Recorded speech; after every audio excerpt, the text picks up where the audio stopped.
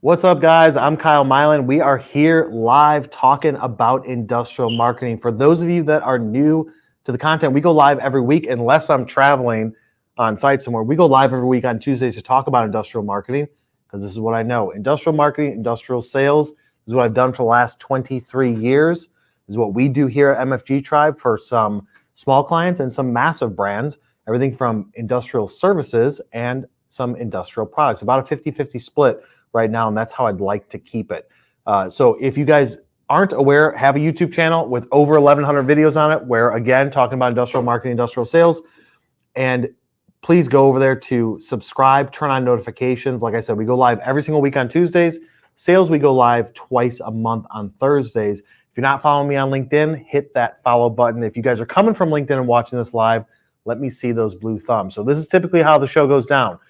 I talk about a topic, you guys put some comments in, we take a quick break, then I answer all those comments live. So if you guys have questions, feedback, yes, Kyle, you're right, no, Kyle, you suck, put them in the comment section and we will handle those one by one as they come through. If everybody's ready to get into it, let's get into this episode.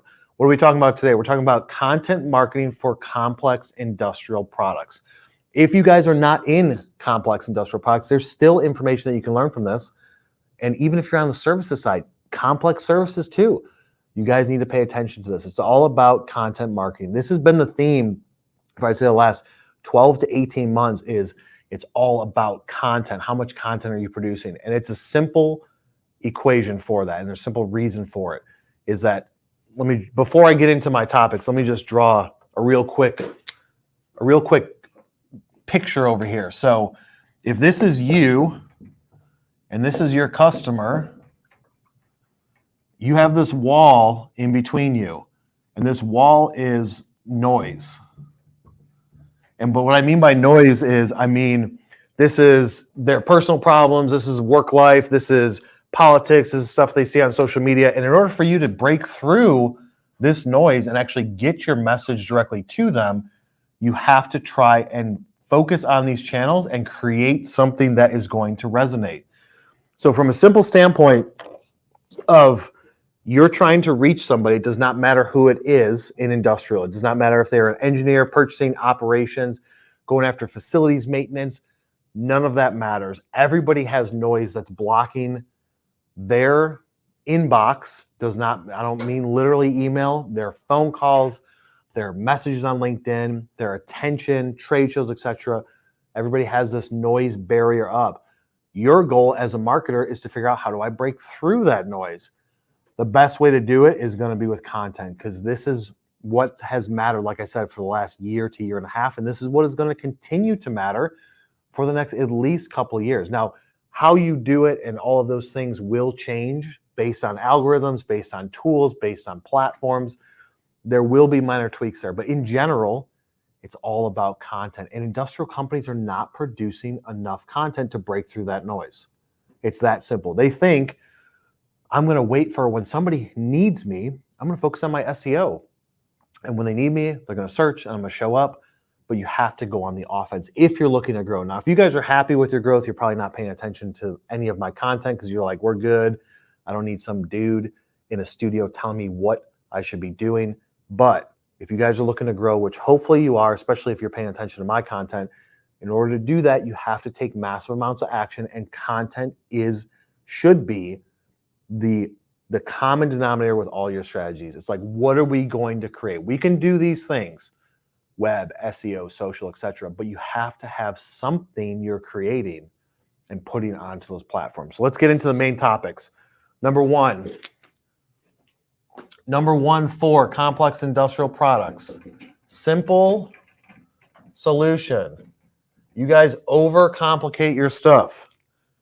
You guys are making things way more complicated than they need to be. You're not always going to be focusing on selling to an engineer.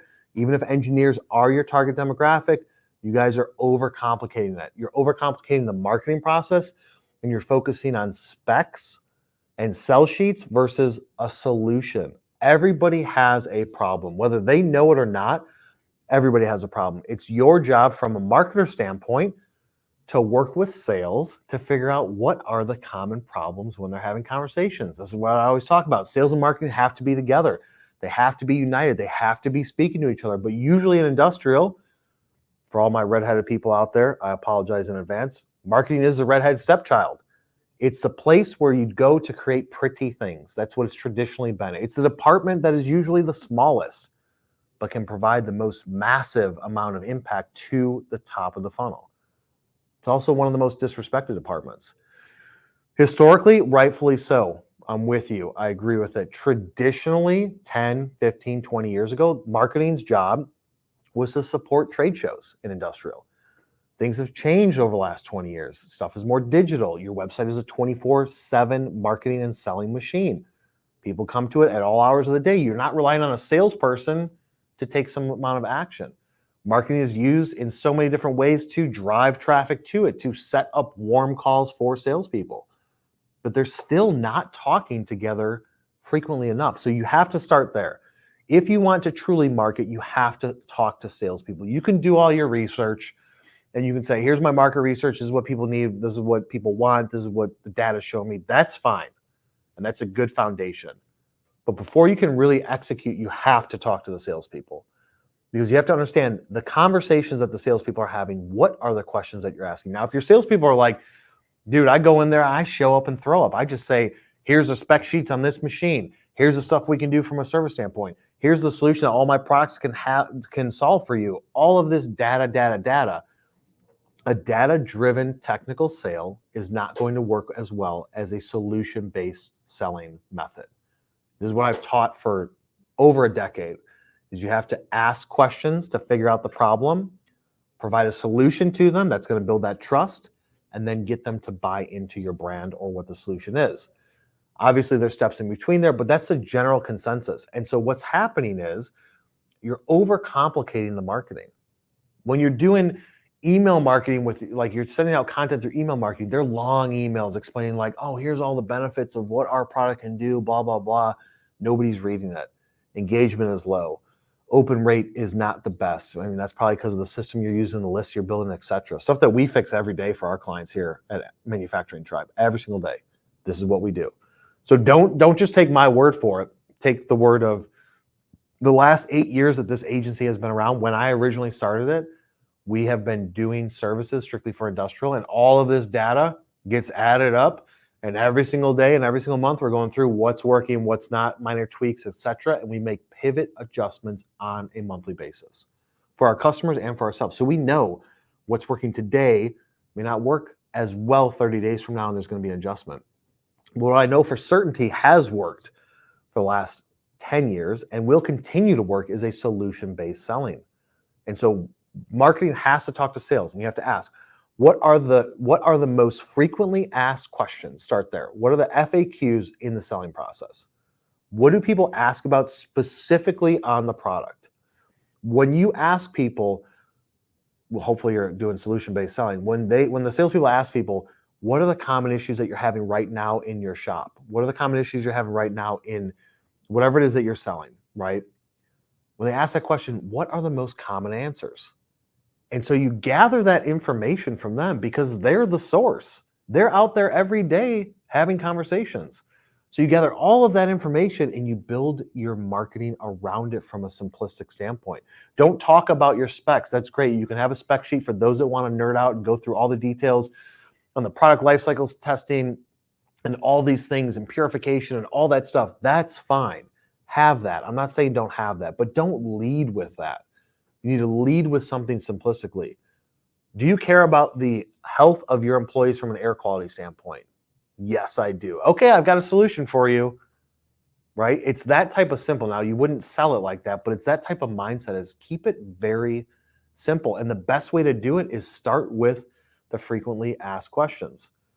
So when the salespeople are going through their sales pitch, what questions are they asking? Gather all that information. What are the responses? Oh, they don't know. They're not tracking it. They should be tracking it. Talk to the leader in sales and say, I need to track this for the next 30, 60, 90 days. I need to know every single answer to every question. Put it in a CRM system. Put it on a Google Sheet doc, something. I need to know what problems are people having. And then I'm going to create content based on the problems, because the goal of the content is if you put a piece of content in front of somebody and it resonates with them, and it's related to what they do, and it's relative to everything that they're doing on a daily basis, they will click. They will at least pause if they're going through social. They will click if you send it an email. All of that stuff will happen. If they do a Google search and they see something that's relevant to them, they will go there. It will grab their attention, at least for a period of like 5 to 7 seconds. Then they're going to click. So the first step in creating content for industrial is get them to pause. That's what I always tell people. Especially on social, LinkedIn, you're scrolling through, whatever you're doing, whatever your creative is, the goal of the creative is to get them to pause. Once you can get them to pause, it better be simple and direct and to the point, not a bunch of distractions. Then you're getting them to engage after that. Then once you get them to engage, then you go through and offer up solutions and tell the story and et cetera, on a web page, which we'll get into that. But that's the ultimate goal. But you have to dumb it down. You have to, like, Kyle, I'm going after engineers. Don't care. Engineers are people. Yes, are they smart? Sure, everybody's smart in some ways. Engineers are not smarter than ops people necessarily, maybe from a technical standpoint. But do you think that the engineer is going to be searching and wants to know the exact details right away? Probably not. How are you going to hook them in with keeping it simple? The next thing, point number 2, you have to educate them. You have to educate them because they don't know what they don't know, they don't know. And they don't know what they don't know until you educate them. I've talked to so many people that have products and services and they're like, Kyle, I want to book time with you guys to talk about how we're going to market this thing. I'm like, well, what is it that you do? They explain what they do. They explain what the product does. Okay, who are your competitors? We don't have any. Nothing like this has ever been created. I'm like, do you really believe that? They're like, yeah, no, there's no competitors out there. Okay, so when you look at it from that standpoint, your competitors is the old way of doing things. If you've got some new tool, some new technology, some new product, some new solution to their problems, your competitors is traditional. Whatever they're currently doing to solve that problem, the old way, is your competition. And the problem in the industrial world is unless if you're doing robotics and you're focusing on efficiencies with operations, they have a higher likelihood to spend money because it's like, I can track it down to the bottom line. If you implement this ERP system, if you implement this solution with this robot or these cobots or this automation line or this conveyor, I can break it down from a simplistic standpoint and say, this thing will move more parts through your facility, which will result in this increase in your efficiency and this increase in your throughput, which then results in more dollars, et cetera, et cetera. Very simple math. But if your competition is traditional, you gotta educate them. You have to. You have to educate them on why your solution is better than traditional. Again, point number 1, keep it simple. It's like screwdriver to a drill, right? This sucks. Using a drill and just doing it quickly, speed, that's good. So like breaking it down that simplistically, instead of talking about like the motor of the drill and the battery life and all this stuff, I'm talking about like back when drills were first invented. Think about this. When a drill was corded versus cordless. Cordless drills came out, it was just simply, dude, you don't need to plug it in anywhere. Oh my God, that's awesome. So regardless of how complex your product is, regardless of what the traditional method is, you have to understand that you have to educate them, but you have to do it from a simplistic standpoint. If I told you that industrial marketing is all I know, all I do, you will learn some stuff on here. That's simple. If I said, hey, if you're looking to increase your click-through rate and your pipeline stages and number of deals coming into your funnel, then you need to talk to me. No, you're going to be like, that's too much in the weeds, because maybe you don't have that problem. And so this is one of the issues, that if you don't do it simplistically, you're going to assume that they have a problem when maybe that specific person doesn't. And even when you do it from a question-based standpoint, maybe that specific question doesn't resonate with them. Like, are you sick and tired of having to plug in your drill? To a person that doesn't care about that, they're like, nope, I love it. I've got long extension cords and I've got power everywhere I go. So they'll just go right past it.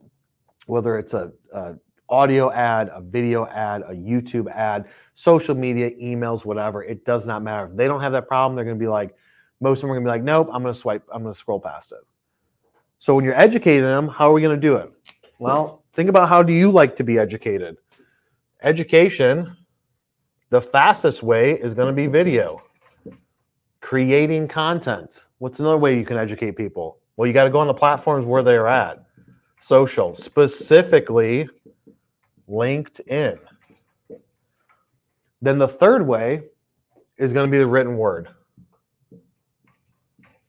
This is still, these two, articles and videos, is still like, you can't show me data that's going to say like 94% of people like videos more than articles. I'm always going to say it's 50-50. In industrial, it's still 50-50. Engineers, it's still 50-50, because there's going to be no data that is that specific to be able to say this one is better than that. Now, you can have case studies where you say, I sent out 1,000 videos, 1,000 articles, or I sent out 10,000 emails with videos, links to videos and links to articles, and videos had a higher click-through rate. Okay, yes, for that specific data set, that is true. But across the board to everybody, you can't say that engineers like one or the other. I'm always going to say it's 50-50. The platform where you can get their attention is on LinkedIn. Not all the time, but this is the way that you educate people. I personally like video the best. Not because it's like, Kyle, you just love videos because you love seeing yourself. I didn't used to. Years ago, before I made over 1,000 videos, I hated video. But it's the fastest way to get a message across. And it gets people's attention. If you do video right, and you hit them with a question and tell a story in 30 seconds or 60 seconds, you're going to get their attention. And when you're going through a feed, especially on social, and there's not that much video, or the way it looks is not going to be exactly the same as everything else, that is how you stand out. Going to the first point, breaking through the noise. The noise of social media. Engineers go on LinkedIn to read content and to look for jobs. You think that the days of the early 2000s and the 1980s are still around, where people stay at companies for 20 plus years? Not as frequently these days. And if you're going after the younger generation with your marketing, you're going after a 24 to 28-year-old engineer, they will most likely work at a few places in their career. So they're going to be using LinkedIn. I'm not saying daily or weekly. Salespeople aren't more than marketing, etc. But you have to educate them on platforms that they pay attention to. So social, email, trade shows, etc. They're already going there. They already have it. You have to get their attention with the content, and you have to have a mix of video plus written. You don't know what that specific person wants. So you got to do both. And if you're like, I don't have the budget for it, okay, start with one, get some revenue, save that money, invest into the other, and be equally pushing. Video has its place. YouTube is the second most popular search engine in the world. It beats out everybody else with the exception of Google. When people are Google searching, videos show up, articles show up. Videos are optimized for SEO on YouTube and a little bit on Google. Articles are optimized for SEO on Google. When they search, here's an article, here's a video. Which one do they want to click? Which one do they want to watch? Even in your videos, you can talk about articles. You're just trying to get their attention and educate them a little bit. And it could be a long process. If you've got a complex, newer industrial product or a complex service, your education time period could be lengthy. So you have to look at that too. What is the time period to educate? If this is day one, it may take, I don't know, may take 60 days, and then that's enough. It may take, I don't know, 260 days. Everybody's going to be different. There's going to be somebody at 30 days. You educate them, and they're purchasing at this point. They're bought in. For all marketers out there, they're straight up marketers. Salespeople should already know this. I talk about it all the time. You can't close somebody until there's trust. If you're still watching this and you were watching it in the beginning, you are still watching it because you are trusting that either I've said something that resonates with you, or you're trusting that I'm going to say something that you're going to be like, I'm going to take value from that. He's going to say something. I trust that he's going to say something. But before a deal can be done, you have to build trust. The way to build trust is to educate people, to solve a problem, not to just spit out specs and just show your spec sheets and all that stuff. You have to tell a story. You have to resonate with them and say, these are the top problems that we're having. Here's some content that's going to talk about those problems and talk about how this solution can solve those problems for you. It's all about the story. If you have a bunch of videos up in a library, people will click through them. If you're posting regular stuff on social with videos and articles, people will click and engage on what they like. It's that simple. Number three. Let's go over here for number three. This is going to be all jacked up. One day we'll have a fancy board or something, right, Laura and Riley? Consistency. I'm consistently using a whiteboard for the last 10 lives or something like that. I'm going to be consistently using something better. Consistency. This is the difference between breaking through that noise and not. You create one piece of content, nobody cares. You create one video series, nobody cares. You do one article, does not matter. It's a moment in time. And at that time, will you get attention? Yeah, you probably could. But if you're not doing it consistently, every single week, every single day, pushing something out there, you don't know the market and when they have a need. This is industrial. I would say in general, sales and marketing is all about timing in general, right? I can call you today and say, hey, we just got a brand new car in. Are you interested? And you're like, nope, just bought one. Don't care. You can get something in the mail that's like healthcare, whatever. Don't care. Just got it. But everything's based on timing, and especially in industrial. You can call somebody today and say, you guys having issues with your efficiency and your throughput? Are you having issues with rust? Are you having issues with downtime on your equipment? And they're like, nope. And you call somebody, you market to somebody, and they're like, yes, I do have that right now. So because it is all about timing, the whole goal of marketing is to make your brand so well known with that person that ideally when they have that need come up, they think of you.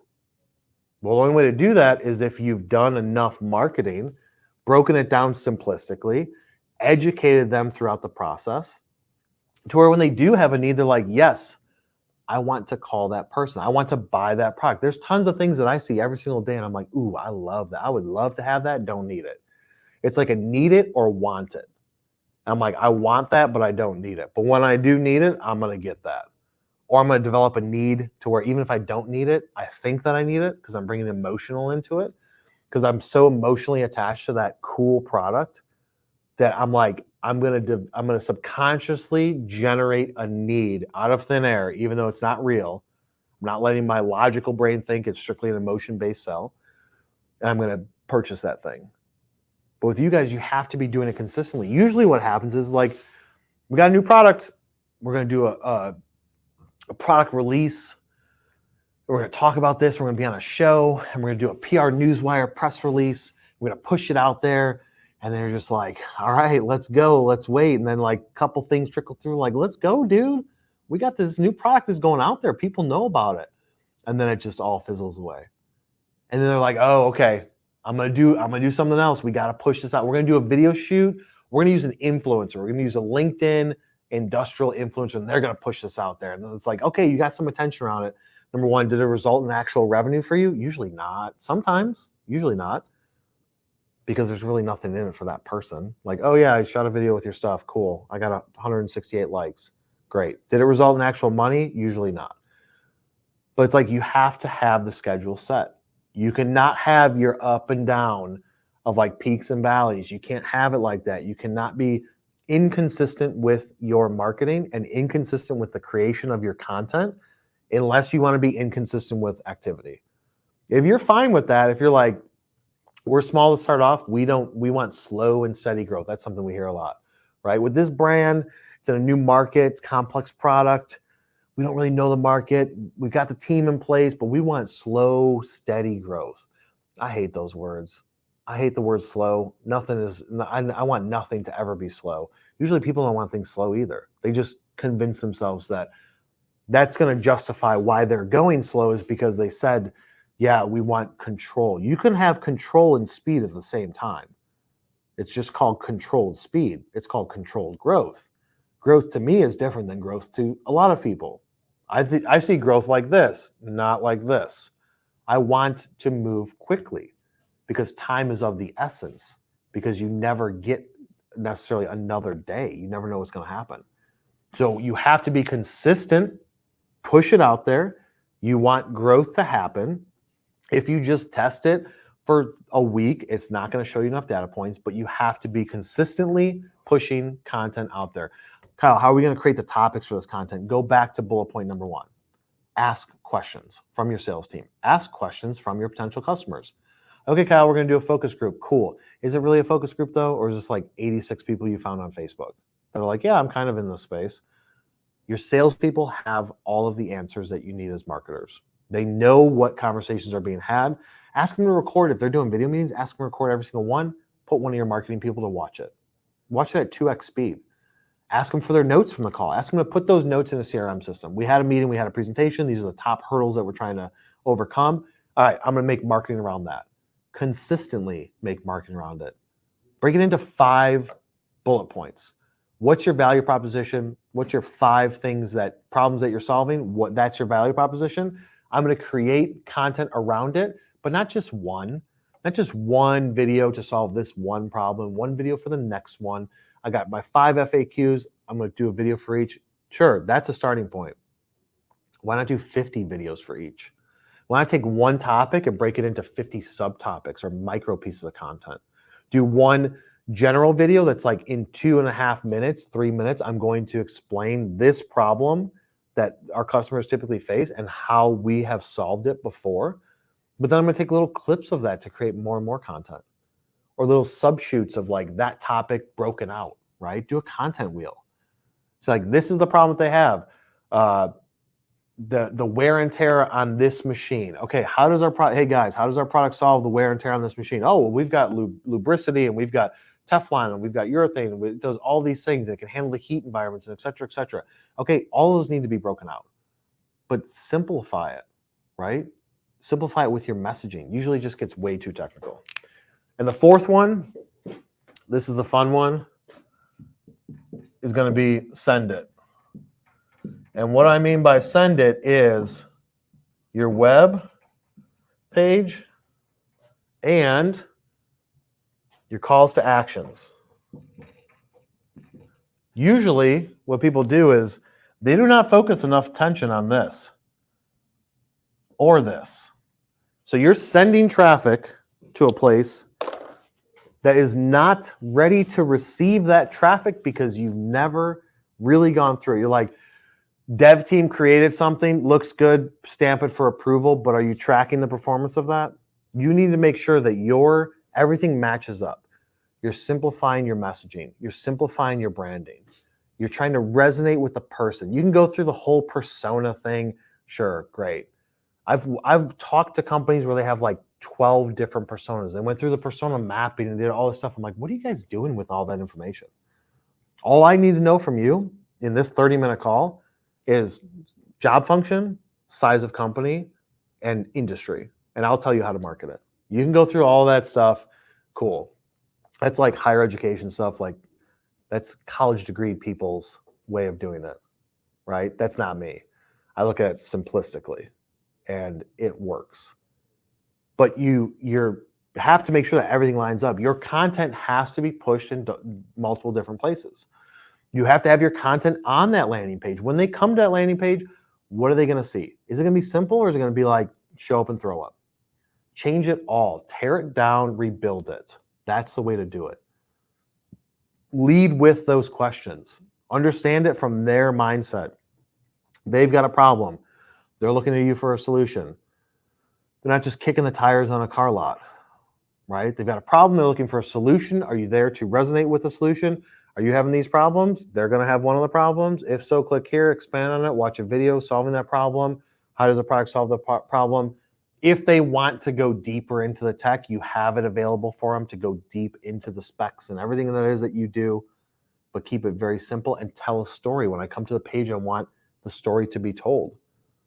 Start with the problem, go into how you offer the solution, go into the benefits, et cetera, but update your landing page and all your call to actions too on the landing page. What are you trying to get them to do?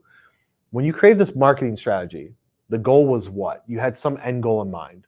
So what are you looking for them to do? And all of your call to actions better be on it. I've seen numerous landing pages where there's like 47 calls to action. Download one of these books and guides.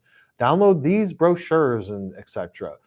Click time to book a call with us. Fill out this form. Wait, hey, there's a newsletter at the bottom. Wait, you're about to leave. Here's a pop-up, 10% off. It's like all of these actions are taking place. If you just simplify it and just say, there's one call to action I want them to do. I want them to click here to take them to whatever the call to action is. And you can have maybe two where it's like they're not ready to purchase now. So if you're not ready to purchase now, if you're not ready to sign up now, if you're not looking, if we haven't done enough from a sales and marketing standpoint to convince you that you need this solution, then do this thing. Newsletter sign up, download a guide, follow us on like whatever it is. Most likely like a newsletter sign up. Stay in touch with the latest technology that we're coming out with. That's fine. But the focus of all of this is when you're doing all that content marketing, articles, videos, pushing them out there, the goal is to bring them to the website to have them take action. Your website better be ready to accept that traffic and take action. And you better be tracking it to see where did they come from, what did they engage with, and how far did they go down on your webpage. All that information should be tracked so you can see. Nobody's ever clicking this stuff down there. They're all focusing up here. Heat maps, scroll maps, click maps, all that stuff. There's tons of solutions out there depending on what platform yours is built on. If you're like, we're a small company or we've got this built on WordPress, there's tons of plugins. Crazy Egg is the coolest, I think, for WordPress. But you can track all that and then you make adjustments. So maybe nobody's even seen your content on your page because they don't scroll down that far. Move it up higher. But it all has to start with content to tell a story, offer a solution, theoretically ask the questions by knowing the FAQs from the salespeople, tell the story, build the trust, get them to take action. It's that simple. Hopefully there's some comments in there in the comment section. We're going to take a quick break and we'll come back and answer those live.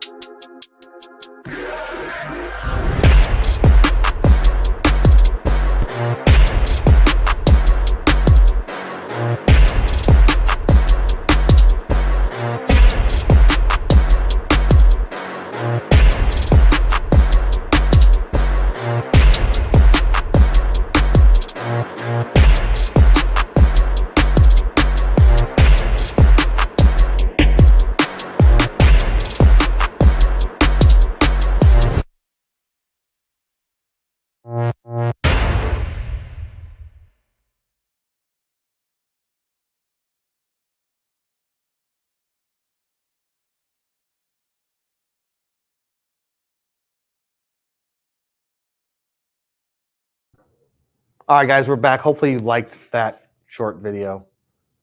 We good? We're good. I'm getting a thumbs up. We got so many cameras here. We got so much stuff going on.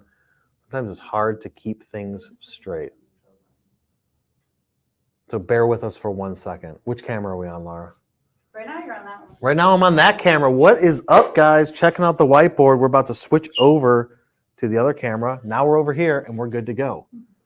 It's always fun day here in MFG Tribe. All right, let's go through these comments, questions. If you guys have a question, you better leave them in there because there's a 30-second delay and we may end the show. We always get to the bottom of the show and it's like, all right, I'm about to wrap up. And then somebody throws that last minute question in.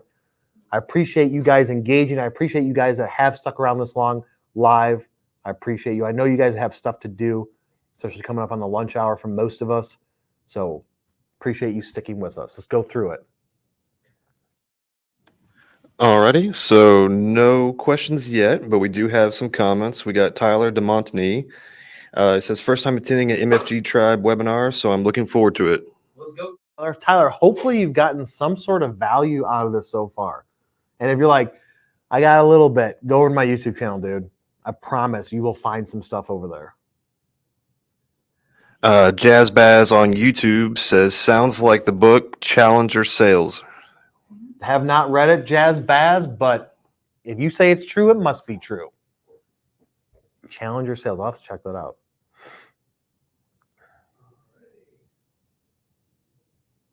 Viewfinder inactive. Press any button to reactivate. Go for it. Here we go. We got a question from VersaBuilt Robotics. What common social media strategy mistakes do you see when creating lead generation content?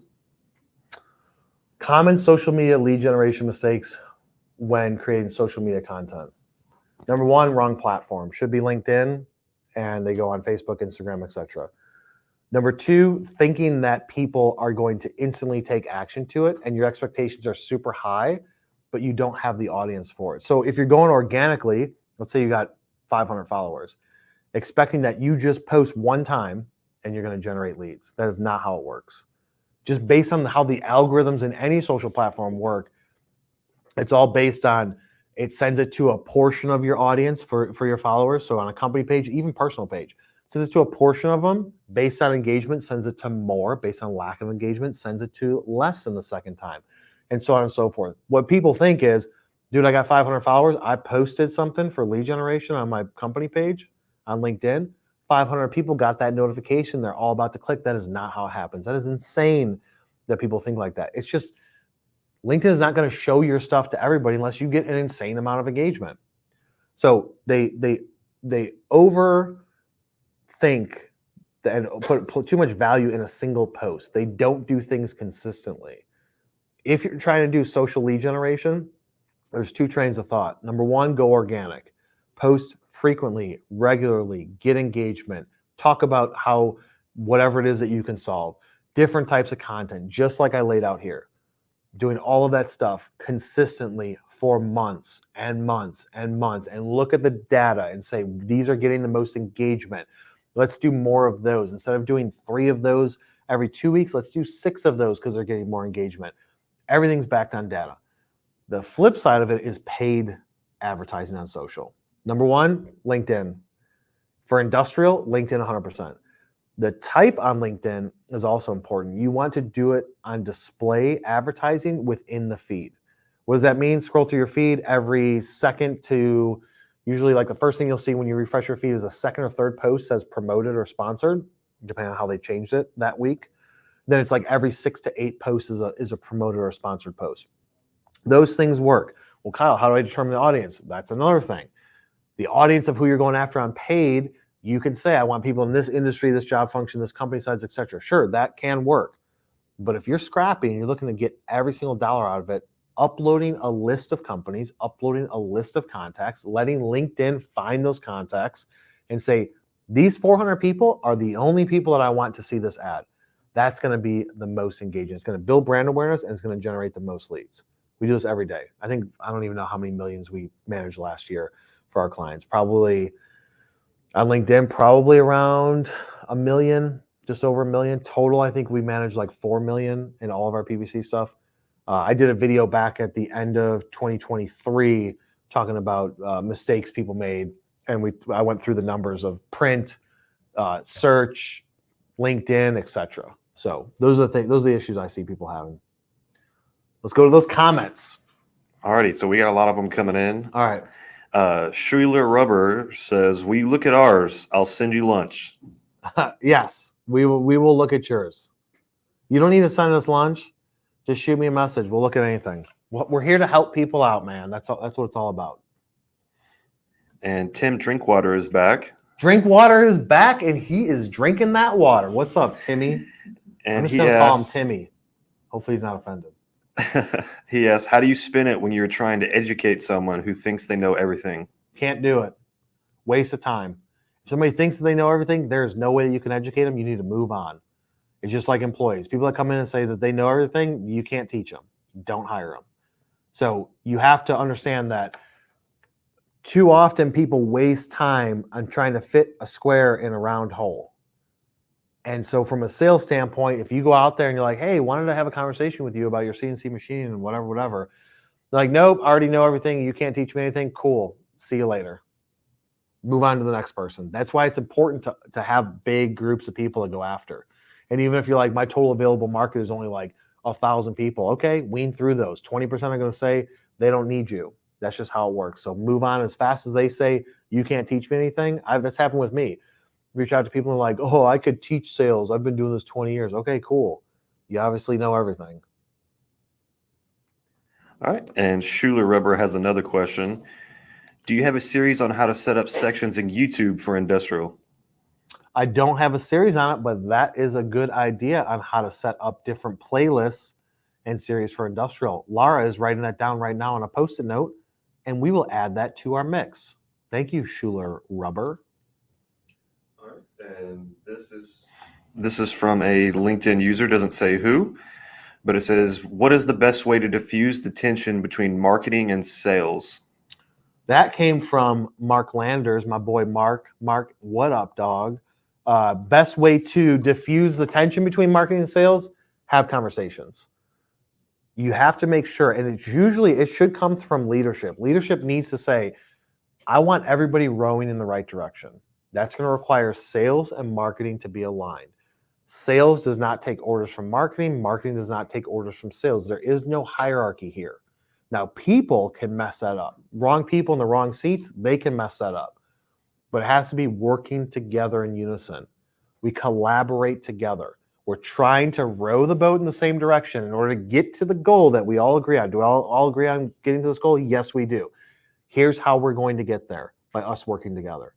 When we see something's not working, we're going to tell you guys. When you see something's not working, hey, that brochure that you told us to send to people totally sucks. Everybody's like, dude, this brochure sucks. It's not working. It's not clickable, etc. That feedback has to come back and forth. It's collaborative. So you can't look at it from a hierarchy standpoint. Everyone is even. On the org chart, it's not sales above marketing or marketing above sales. It's, dude, we're all even. We're going towards the same goal. So start there. Sometimes you need leadership changes too at the company, even at the top level ownership. If ownership isn't saying we're all equal, we're all in this together, then you're going to have a tough time. But if sales and marketing, the leaders of each department are fighting, then I would say start finding a different vehicle for yourself and move on. All right. And Millie Smith says, great content. Wondering how many clicks convert into clients? Millie, how many clicks convert into clients? It depends on the industry. It depends on what it is that you're selling.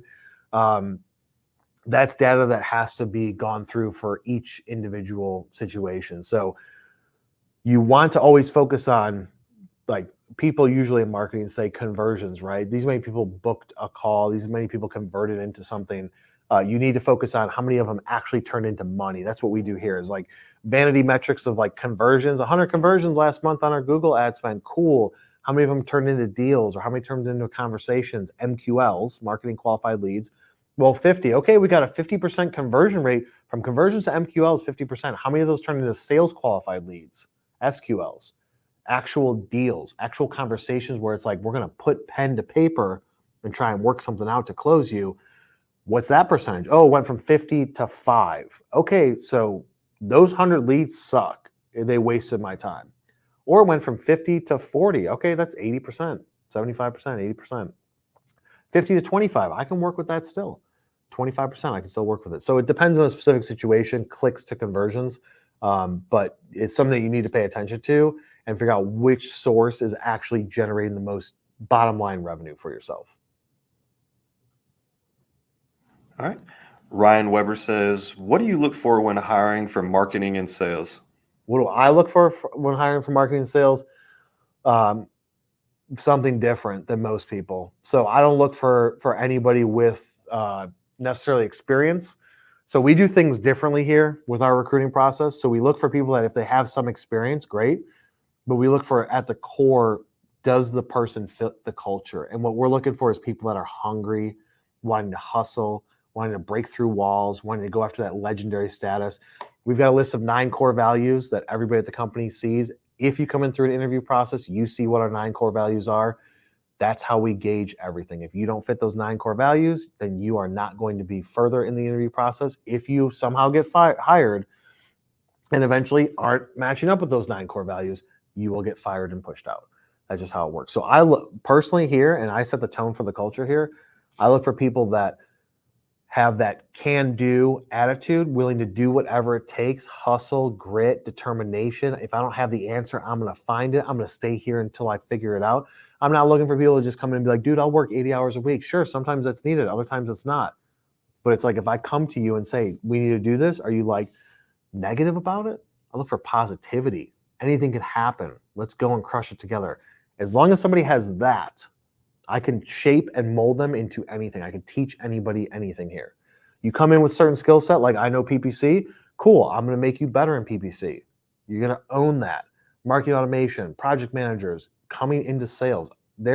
I can teach anybody anything about sales to turn them into a killer as long as they're willing to be taught and have hunger for growth. So that's what I look for is hunger, hustle, grit, determination, and positive attitude. I don't need anybody coming in here being like, dude, that sucks, or Debbie Downer that shit. I don't deal with that. If something bad happens, take it on the chin and roll with it. Make something better. All right. And Keith Krupp asks, for an industrial company, what do you think is too many posts per week on LinkedIn? We do 5 for most of our clients. We do 5 posts a week. You might be thinking, dude, Kyle, that's insane. 5 posts a week. Yes. Myself, my profile on LinkedIn, if you guys follow me close, like super close, I do 5 a day. And that's because that's what's working. That's what the data shows. But a company page, 5 posts per week. You can do 3 if you're going to do 3 Tuesday, Wednesday, Thursday. I would say going more than like 7, 8 a week, I would think would be too much. All it really does when you post that many times is it reduces the amount of engagement on singular posts. So let's say I have 1,000 followers to a company page, and I post regularly twice a week. When people see that, they know that's the post for the week. I don't see a lot of stuff from these guys. I see it twice a week, once a week, whatever. I'm going to engage on that. When you're posting 5 times a week, or for my situation on my personal profile, 5 times a day, each post has less engagement at an individual level. But if you add it all up over the week or the day, you get that massive amount of engagement.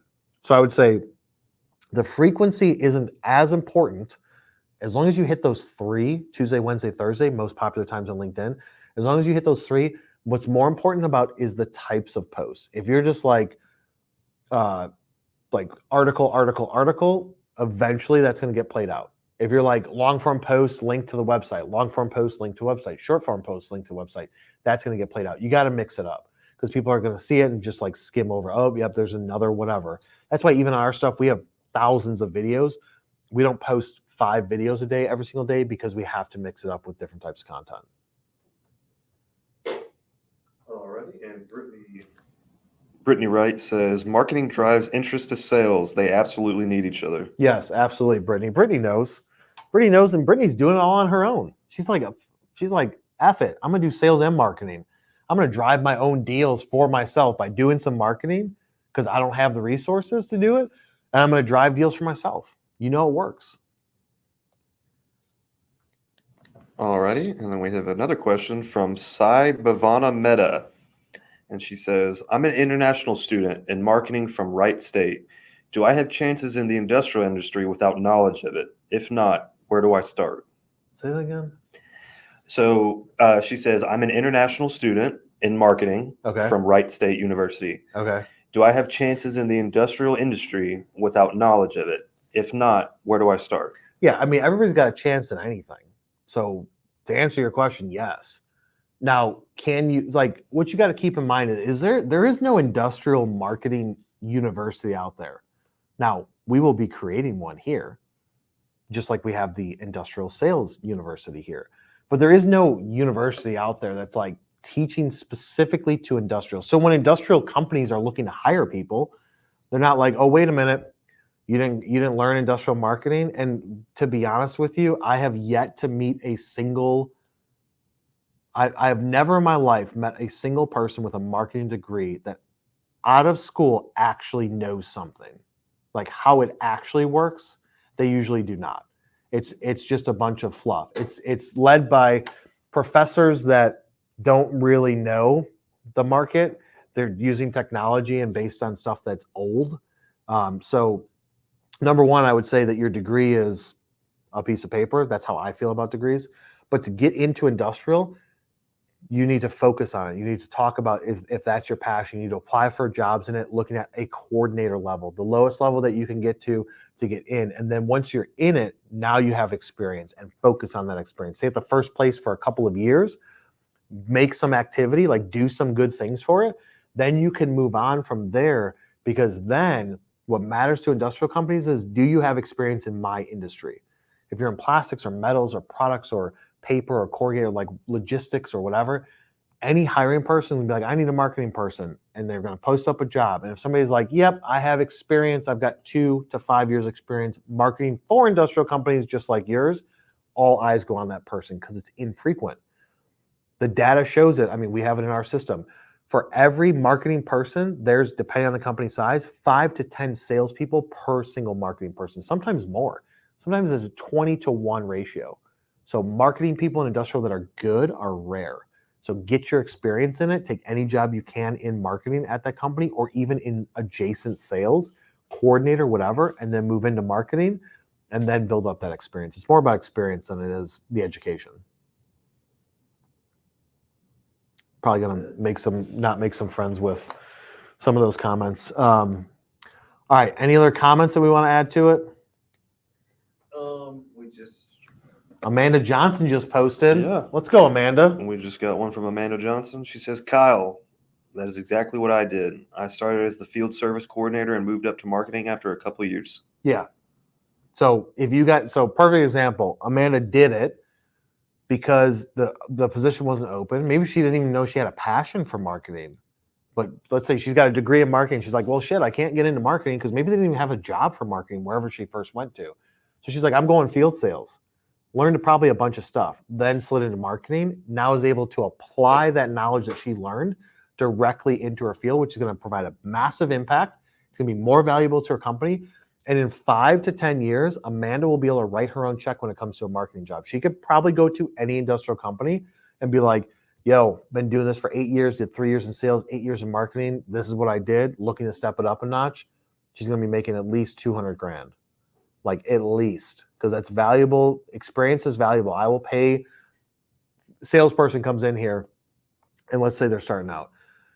A kid off the streets, hungry, motivated, aggressive, has some background in technical, they're worth X dollars. Somebody that I have to train less is worth more dollars. But in sales specifically, and especially in industrial and some other fields here, like some other departments, sometimes you have to undo what they've done in their career. Sometimes you have to unteach what they've learned, and you have to completely change it. If they're not open to change in that, then their experience is worth nothing. I'll take the kid with no experience. I love people coming in here with no experience in industrial. As long as they're willing to learn, I will teach them that stuff. They will learn it quickly. They will dive into the deep end. For probably, I don't know, half of our staff here, if not 60% of our staff, they can understand industrial stuff. They have a desire to learn about it, but it's like, if I said, Riley doesn't have experience filming industrial, so he can't do it. No, all you need is he's great at what he does with film. Just point him in this industry and he will figure it out, and teach him how it works, and he'll succeed. And then last comment, Sai just kind of came back and she says, oh yes, I love his content. His YouTube videos made me look into industrial companies. Oh, there we go. We're bringing people in from marketing into industrial. This is where it's at. So I'm glad that I converted you from whatever you're going into, Sai, into industrial. It's a great industry. It's what I've done for 23 years straight out of high school. You can make a lot of money in it, and it's for marketing. It is a niche, and once you're in it, you're going to love it, and you're going to make a positive impact as long as you have that work ethic and hustle. So, guys, we're coming up on 57 minutes in this live. I feel like our lives have we just can't go under like 55 minutes lately. But that's good because you guys are asking questions and engaging, and I appreciate all the questions. I appreciate you guys sticking live with me for this long. Be sure to share it with somebody you know. I got the team looking at me because there's probably some more comments. What do we got? No more comments? We do Just a comment. More than just a comment. Okay, let's hear it. Roll us out with the comments, and I'll close us out. Alrighty, so Jim Short, kind of talking about experience, says, I was a communications major in college and knew very little about industrial sales and marketing. Now I own my own business selling specialty metals and specialty tapes and adhesives. Manufacturing is a great career for younger people now. Preach it, brother. I'm with you 100%. That's it? All right. There's more comments, man. You don't want to share it? Brittany Wright says, just follow his playbook and content on YouTube. It's so helpful. Brittany knows. Brittany has been following me for, I don't even know, 5 years, 6 years. Brittany's legit. You guys need to follow Brittany because Brittany is applying what she has learned every single day. Go to her LinkedIn page. That's where, if you guys are looking like building your personal brand, what should I do for my business? Just follow what other people do. So don't just listen to what I say, but look at my page. Why are we posting what we're posting? It's because it's working. So just follow along. Make adjustments as necessary. Am I cool to close it out, or you want to say something else? We got another question. Riley's got another question. Last minute coming in the 58th minute. So Keith Krupp asks, Kyle, can you go over your background quickly? Okay, my background quickly. Dropped out of high school, a few credits short. Got a job as an engineering technician at an electromechanical switch company called Grayhill. My dad was a machinist there. My aunt was the VP. Decent sized company. Got into engineering. Got my GED. Went to school at night in college. Worked full time from 6 to 3 every single day. Went to school at night. Started taking basic courses. Then got into engineering courses. Then got into manufacturing engineering. From manufacturing engineering, did that for a couple of years. Got into application development engineering. Did that for a couple of years and said, I hate this. I need to sell stuff. Got into sales, did sales and marketing for 10 years in injection molding. From there, said I need to own my own business, started the agency 8 years ago, and here we are. So started when I was 18 and 2 months old, and now I'm going to be 42 in like 30 days. So that is my career. I appreciate you asking that, Keith. The key there is, though, did not finish college. Started going to school for engineering just because it was making me more money. When I realized that at the time, the VP of engineering was making the most money, and I was like, oh dude, that's all that you make? I was like, I want to make way more than that. He's like, oh, you got to go into sales. So that's why I did that. I got out of engineering into sales. Write my own check. Is that it? We good to close out? All right, I got 2 thumbs up. I got 1 thumbs up. Laura gives me 2 thumbs up. Riley's got 2 thumbs up. So that means we're good to close out. Guys, appreciate you sticking on this long with me, putting those comments, sharing this with people that you know, engaging with me today. It has been fun. Be sure to tune in live next Tuesday, same time. We're going to post it. Be sure to follow the page. If you guys want to check out the YouTube channel, head over to YouTube. Just type in my name. Subscribe to it. Turn on notifications. If you guys want to listen to the podcast, all this long-form content is on the podcast, Industrial Sales and Marketing with me on every major platform. We will see you on the next one.